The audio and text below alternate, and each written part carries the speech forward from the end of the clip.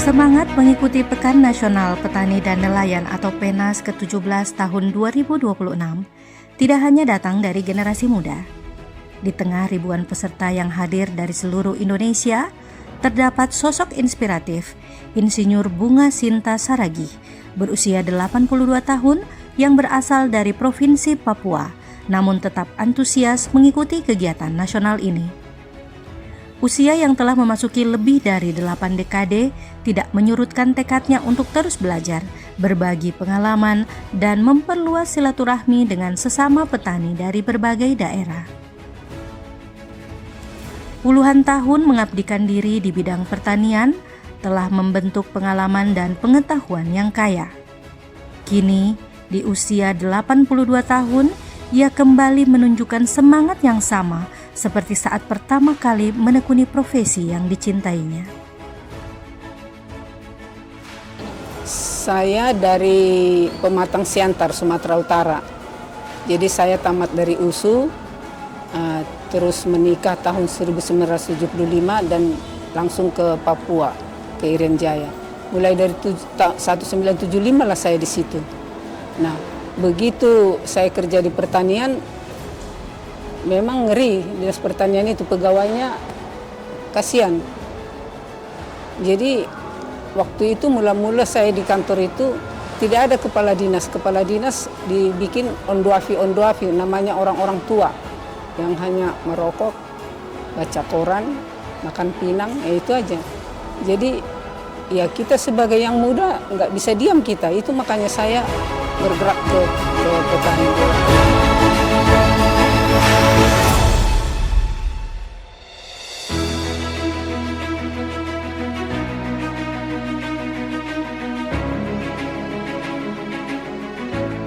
Jadi makanya saya sampai di sana 1975, 76 saya sudah ke Wamena. Wamena itu pegunungan. Nah, dan saya sudah ke Merauke. Jadi saya ke lapangan dulu. Karena saya pikir menolong orang susah itu perlu. Nah, dan kita pasti dapat berkat, saya pikir. Dan saya rasakan memang begitu. Ya, maaf ya, bukan kita sok ini ya. Saya masuk rumah sakit kalau melahirkan saja. Ya, melahirkan baru. Nah, di situ ya sudah. Jadi anak saya 4, cucu saya 10.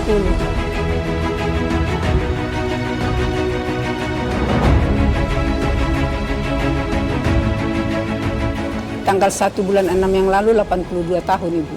Iya. Karena apa? Karena petani itu sangat susah. Susahnya apa? Macam saya koordinasi dengan PU juga. Kalau saya tanya, jadi kenapa saya koordinasi dengan PU? Orang PU datang ke rumah. Ada apa saya bilang? Maaf Ibu, kami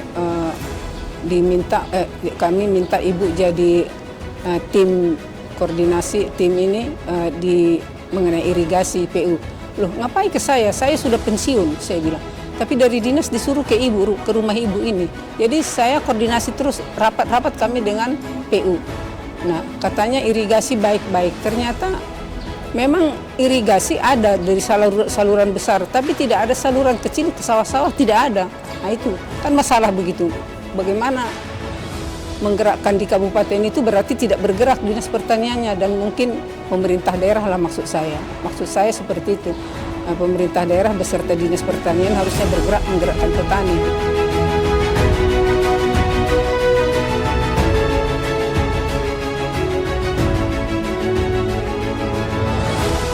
Bagi sebagian orang, lanjut usia identik dengan berkurangnya aktivitas.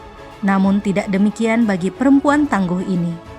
Perjalanan menuju Gorontalo justru menjadi bagian dari semangatnya untuk terus aktif dan produktif. Kalau zaman dulu, waktu saya masih kerja, contoh, saya ke lapangan terus. Macam di salah satu kabupaten di Jayapura, di Kerom itu, tanam bawang merah sampai, Ibu, ini kemana ditaruh? Tidak kuat lagi kami menjemur lagi nih. Saya bilang bikin para-para di atas. Jadi dibikinlah para-para baru bisa itu. Jadi bertahanlah bulan-bulan baru dijual bawang merahnya. Kelapa sawit juga di sana ditanam. Jadi masalahnya kurang menggerakkan dari dinas itu ke petani ke lapangan.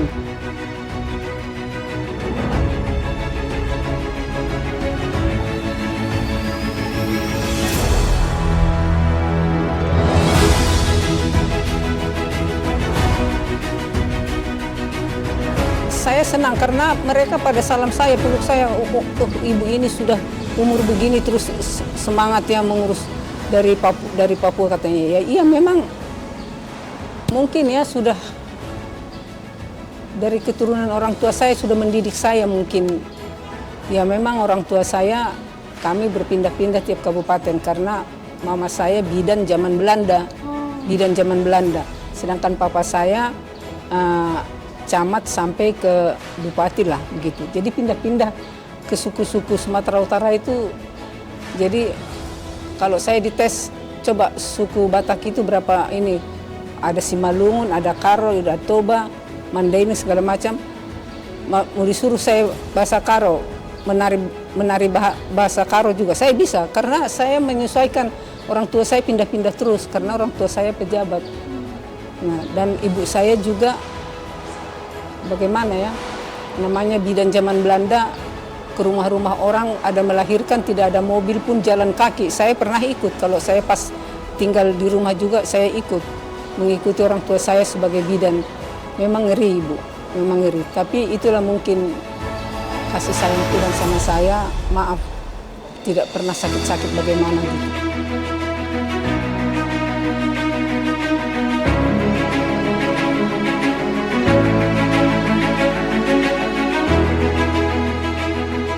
Pengalaman panjang yang dimiliki menjadikan setiap pesan yang disampaikan memiliki makna tersendiri. Di tengah perkembangan teknologi dan modernisasi pertanian, ia berharap generasi muda tetap melihat sektor pertanian sebagai bidang yang menjanjikan.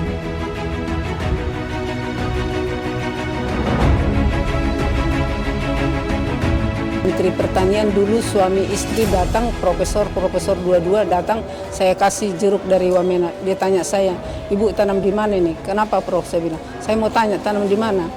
Oh di daerah gunung, pantas. Kenapa? Inilah saya makan jeruk manis yang paling ekselen. Itulah bahasanya Menteri Pertanian. Ya, saya tanam di sana. Kemudian pas anak saya juga di pertanian, pas dinas ke sana, saya bilang, tolong ke daerah di Wamena nanti panggil ibu-ibu mau pulang belanja kau di pasar jeruk kelila ya, saya bilang. Apa dia bilang? Bapak tahu dari mana jeruk kelila? Dari mama saya. Siapa mamamu? Ibu Sinta. Oh, mari handphonemu dulu. Ibu, tidak ada lagi jeruk kelila begitu ibu sudah berhenti pegawai. Jadi bukan apa ibu, begitulah. Jadi sedikit kecewa saya, tapi mau bagaimana mau saya bikin?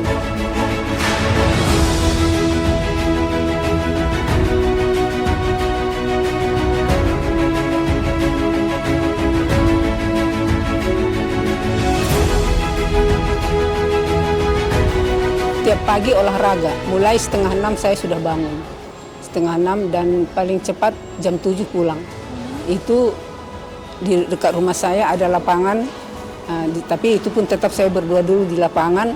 Habis itu di situ saya lari-lari sebentar, olahraga, pindah ke lapangan satu, ada besi-besi, bergerak-gerak di besi itu. Baru keliling putar komplek, jauh sekali. 2 kali putar sudah capek saya, 2 kali putar saja capek.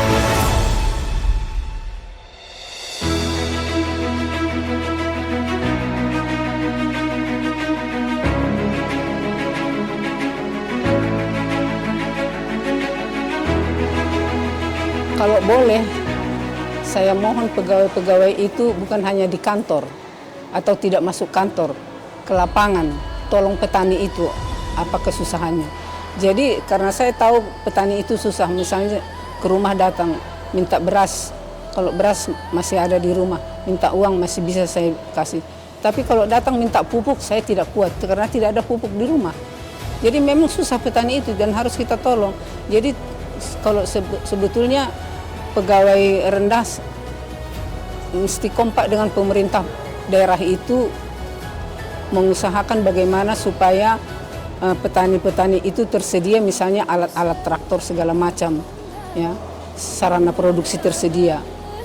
Karena mereka susah, karena siapa yang tahan tanam padi misalnya atau tanam jagung, panas, hujan, segala macam kesusahan mereka terima, tapi tidak diperdulikan.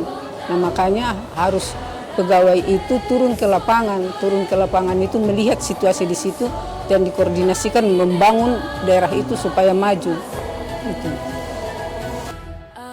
Di usia 82 tahun, ia membuktikan bahwa semangat untuk belajar dan berbagi tidak mengenal batas usia.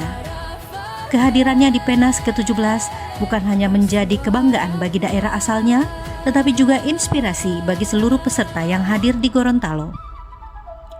Dari Gorontalo, semangat seorang petani perempuan berusia 82 tahun mengajarkan bahwa dedikasi, kerja keras, dan kecintaan terhadap pertanian akan terus hidup melampaui usia.